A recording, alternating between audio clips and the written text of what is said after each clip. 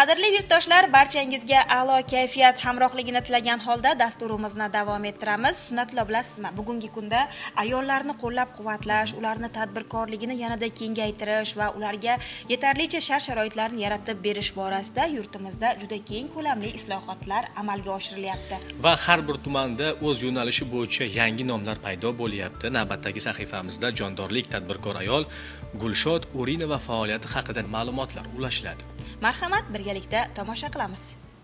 Jondor tumanidagi Ushot tadbirkorlar markazida Gulshod O'rinova o'zining tikuvchilik faoliyatini samarali yo'lga qo'ygan. U bundan avval xorijda mehnat qilib, tajriba orttirgan bo'lsa, yurtiga qaytgach, o'z tadbirkorlik faoliyatini boshlashga qaror qildi. Gulshod O'rinova mahalladagi mahalla yettiligi tizimi xodimlariga murojaat qilib, tadbirkorlik faoliyatini yo'lga qo'yishda amaliy yordam so'radi. Murojaat natijasida unga Ushot tadbirkorlik markazidan alohida xona ajratilib, o'z ishini boshlashi uchun sharoit yaratildi. Ayni paytda u ushbu xonada zamonaviy tikuvchilik ishlarini olib borib, mahalladagi xotin-qizlar uchun turli xil kiyim-kechaklar, choyshablar va boshqa tikuvchilik mahsulotlari tayyorlanmoqda. Ushot mahalla fuqarolari yig'inida 2225 nafar ayollarimiz bor.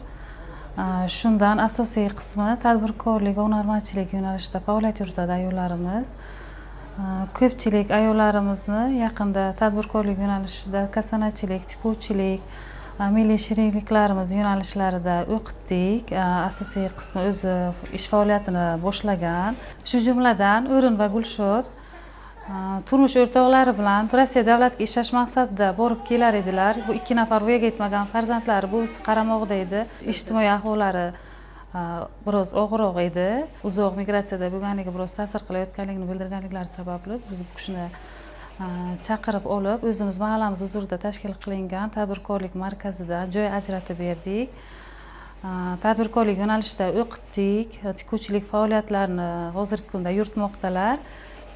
O'z daromadlariga erishganlar, farzandlari ham, oilalari ham mamnun holatda. E'tiborlisi, Gulshod O'rinovaning faoliyati nafaqat uning o'zini daromad bilan ta'minlash, balki mahalladagi xotin-qizlarning ehtiyojlarini qondirish va ularning bandligini ta'minlashga ham xizmat qilmoqda. Bugungi kunda mahalla tizimi tomonidan yaratilayotgan bunday imkoniyatlar xorijdan qaytib kelgan fuqarolarning o'z yurtida munosib mehnat qilishi, tadbirkorlik bilan shug'ullanishi va barqaror daromad manbaiga ega bo'lishi uchun muhim omil bo'lmoqda.